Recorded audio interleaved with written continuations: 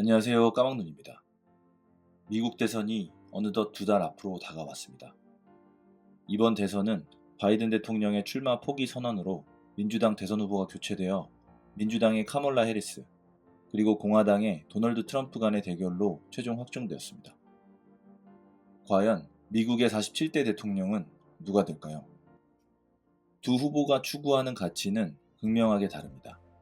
해리스는 민주당 후보답게 이민자, 유색인종, 여성 등 미국 사회의 비주류 유권자들의 권리와 평등한 기회 제공을 강조하고 있습니다. 반면에 트럼프는 과거 45대 대통령으로 당선될 때와 마찬가지로 백인계 미국인들의 민족주의와 세계화에 대한 비판을 강조하고 있죠. 지난 7월 펜실베니아 유세 현장에서 트럼프는 기적처럼 암살범이 쏜 총알을 피했고 극적인 쇼맨십을 보여주었습니다. 덕분에 연약한 이미지의 조 바이든과 대비되는 강인함이라는 이미지 메이킹에 성공하게 되었습니다. 대선의 판도는 바뀌었죠. 미국 대선은 그때 끝난 듯 했습니다. 트럼프의 승리로 말이죠. 그러나 민주당은 바이든의 재선을 포기하고 해리스로 후보를 교체하게 되면서 박빙의 승부로 대선 전국을 이끌고 있습니다. 트럼프는 현재 90여 개의 죄목으로 기소되어 아직도 재판을 받고 있습니다. 토론회에서 보이는 태도는 언제나 급진적이고 과격합니다. 중국과 러시아, 그리고 중동 국가들과의 문제에 있어서도 트럼프는 늘 급진적이고 과격합니다. 그렇기 때문에 많은 사람들이 그의 당선을 우려하고 있는 것이죠. 그렇지만 트럼프는 확고한 지지층을 보유하고 있습니다. 미국 우선주의를 내세운 포퓰리즘적 정치 성향 때문이죠. 과거 40여 년 동안 추진되어 왔던 미국 중심의 세계화로 인해서 미국 경제는 크게 성장하였습니다.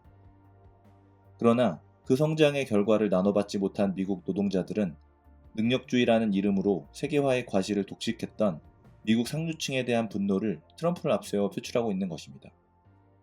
능력주의에 대한 그들의 분노와 민족주의가 여전히 미국 대선의 뜨거운 감자일 것입니다.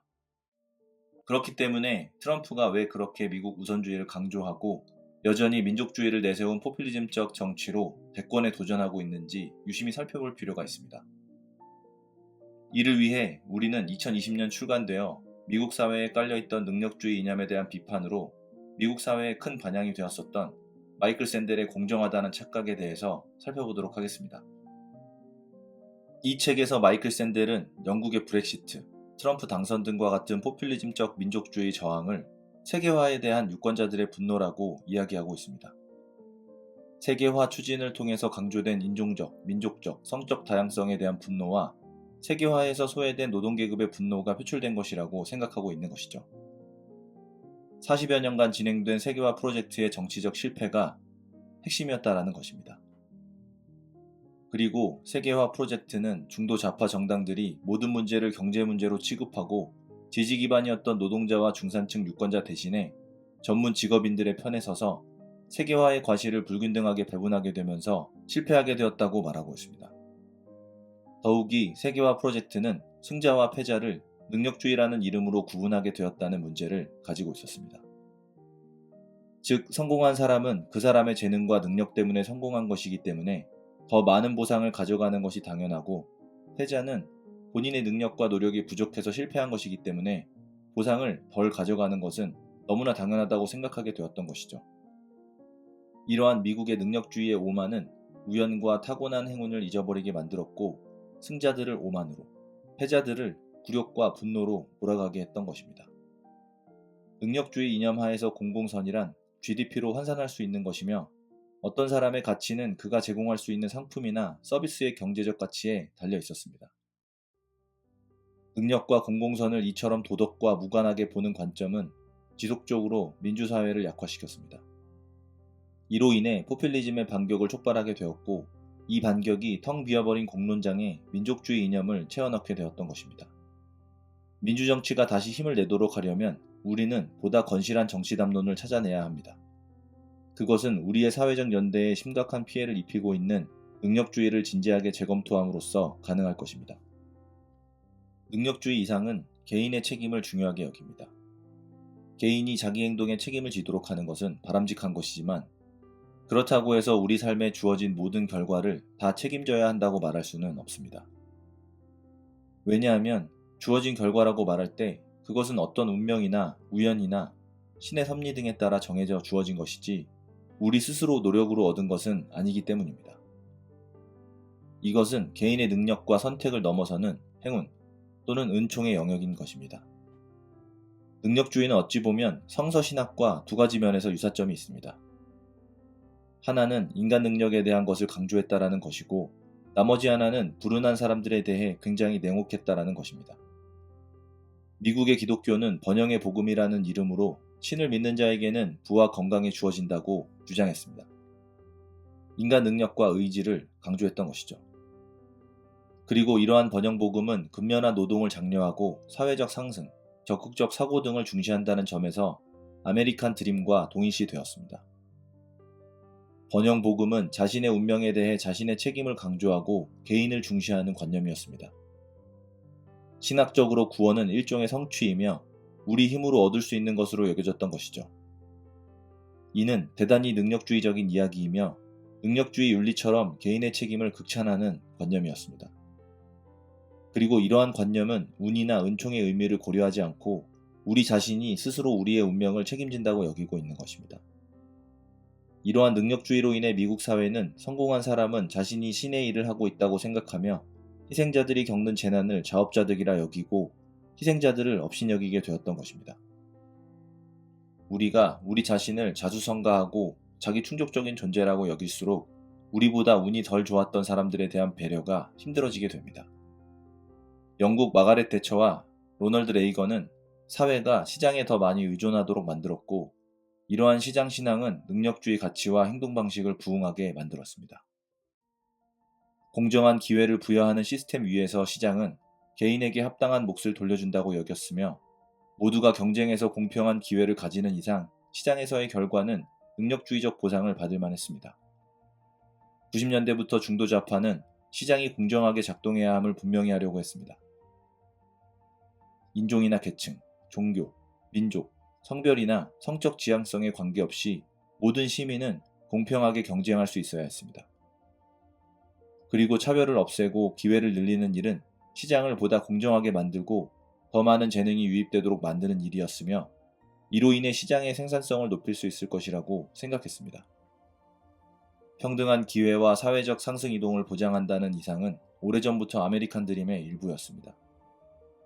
그리고 오바마 행정부는 레이건과 클린턴의 주장을 되풀이하며 능력주의를 지향했습니다. 비차별을 강조하고 열심히 노력할 것을 주장했으며 개인이 각자 책임을 지라고 시민들에게 훈계하였습니다. 그리고 2016년 힐러리는 사회적 상승과 자격에 대한 이야기를 끊임없이 거론하였고 자신이 당선되면 여러분이 얻을 자격이 있는 기회를 얻을 수 있게 하겠다고 공약하였습니다. 그러나 트럼프와 브렉시트 그리고 다른 나라들의 포퓰리스트 정당들에게 표를 던진 많은 노동계급 사람들은 사회적 상승에 대한 약속보다는 국민 주권 원칙의 재확인 그리고 국가 정체성과 국가적 자존심 등의 강조에 동조했던 것으로 보입니다. 시장 주도적 세계화를 환영하면서 그 이익 대부분을 챙기고 노동자들을 외국 노동자들과의 경쟁으로 내몬 장본인들. 동료 시민들보다는 세계 각지의 엘리트들과 더 가까워 보이는 능력주의 엘리트, 전문가, 전문 직업인 계층에 대해 분노를 표출했던 것입니다. 수십 년간 능력주의 엘리트들은 규칙을 지키며 열심히 일하는 자는 누구나 자기 재능이 허용하는 정도까지 성공할 수 있으리라고 주문을 외워댔습니다. 그리고 이러한 사회적 상승 담론은 노동계급에게는 약속이라기보다는 조롱 그 자체였습니다. 트럼프 지지자들이 진보파의 사회적 상승 담론에 짜증을 낸 이유는 능력주의를 배격한 것이 아니라 기존 사회 질서를 유지하는 쪽으로 귀결되리라 생각했기 때문이었습니다. 그들은 그런 담론의 원칙에는 공감했고 각자의 능력에 대한 혹독한 평가가 필요하다는 점도 받아들였습니다. 다만 능력주의를 유해하게 만드는 여러 가지 상황으로 인해 능력주의의 폭정이 시작된다고 생각했던 것입니다. 노골적인 불평등, 대학 학위가 그럴듯한 일자리를 얻고 품격 있는 삶을 살기 위한 기본 조건이라는 주장, 그리고 사회적, 정치적 문제들은 고도의 교육을 받은 전문가들의 손에 맡길 때 가장 잘 풀릴 수 있다는 생각 등이 능력주의를 유해하게 만들었던 것입니다. 미국인들 대다수는 앞서가는 삶을 위해 가장 중요한 것이 열심히 일하는 것이라고 생각합니다. 노력하고 열심히 일함으로써 누구나 성공할 수 있다면 정부는 일자리와 기회가 모두에게 열려 있다고 확인해주면 그만일 것입니다. 그렇기 때문에 미국의 중도좌파와 중도우파 정치인들은 사회적 이동성이 불평등의 해답이라고 생각했습니다. 따라서 상승에 성공한 사람은 그 결과를 오롯이 누릴 권리가 있다고 여기게 되었던 것입니다. 그러나 노력과 근성으로 성공할 수 있다는 그 믿음은 더 이상 현실과 맞지 않는 것이었습니다. 가난한 집에서 태어나 부자가 될 가능성은 미국보다 덴마크, 캐나다 등의 나라가 더욱 높습니다. 그리고 중국에서는 부자와 빈자 모두 소득 수준이 개선되었으나 그 사이 미국은 소득 수준 개선이 대부분 상류층에 집중되었습니다. 미국은 다른 많은 나라보다 더 불평등할 뿐만 아니라 이동성도 제한적인 나라가 되어버린 것이었습니다. 2000년대 주류 정당들은 이러한 불평등에 대한 해답으로 교육을 내세우게 되었습니다. 노동자들의 학력 수준을 높여 그들이 글로벌 경제 환경에서 경쟁하고 승리할 수 있도록 하는 것, 그것이 그들이 제안하는 해답이었습니다. 기회의 평등이 도덕적 정치적 과제였다면 고학력을 이수할 수 있게 해주는 것은 정책의 제1목표였습니다. 더 많은 사람이 대학에 가도록 권하고 못 사는 집사람도 대학에 갈 수 있도록 돕는 일은 굉장히 좋은 일입니다.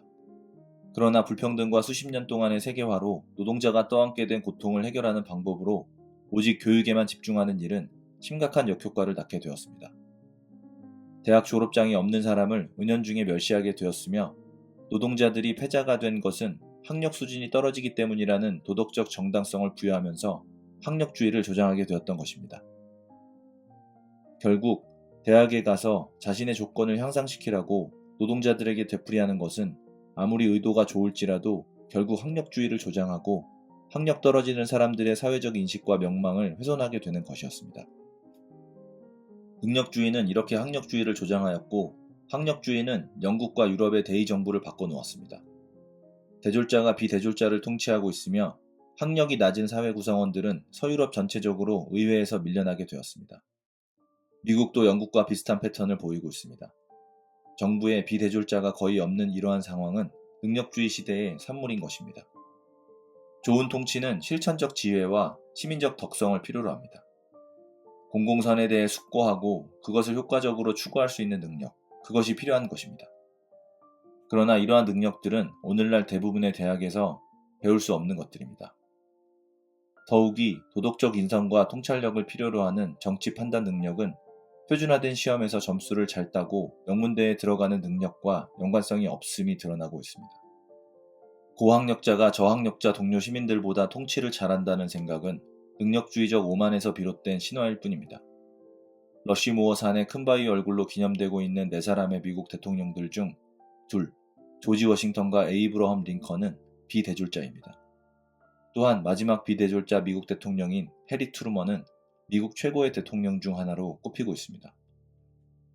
지난 40년을 군림해온 좋은 학력을 자랑하는 능력주의 엘리트들의 실수 중 하나는 권력, 도덕, 권위, 신뢰에 대한 질문들을 정치 논쟁의 핵심에 제대로 집어넣지 못했다는 것이었습니다.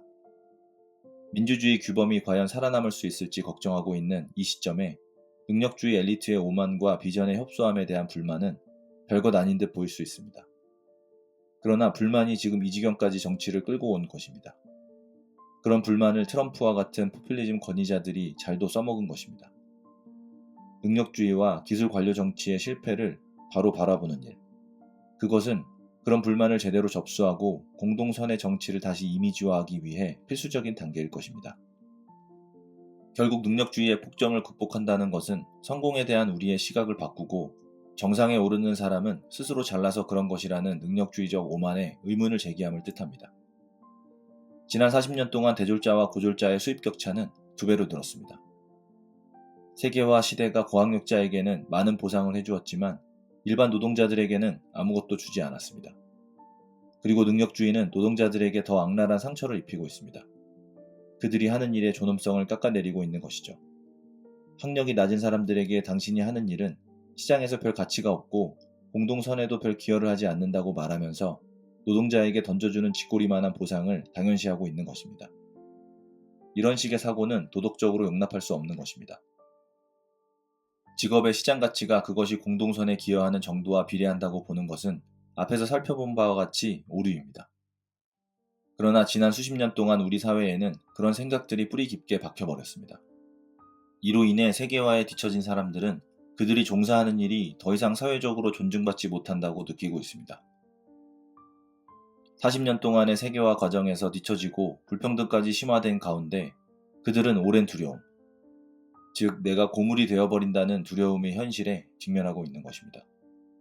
그들은 자신들의 기술이 더 이상 별 쓸모가 없어진 세상에 살고 있습니다. 그렇기 때문에 그들은 그들이 정의에 더 기여할 수 있게 되길 바라고 있으며 사회적 인정과 명망을 얻고 다른 이들이 필요로 하는 일을 할 기회를 달라는 것입니다.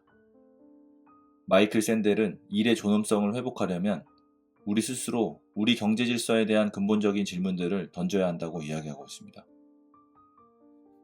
그 중 하나는 어떤 종류의 일이 존경을 받을 가치가 있느냐에 대한 질문이고, 다른 하나는 우리는 시민으로서 서로에게 어떤 책임이 있느냐에 대한 질문입니다.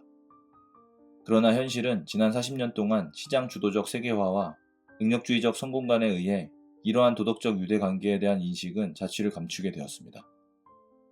더불어 우리는 이로 인해 동료 시민들에게 덜 의존적이 되었고 서로의 일에 덜 감사하게 되었으며 연대하자는 주장에 덜 호응하게 되었습니다.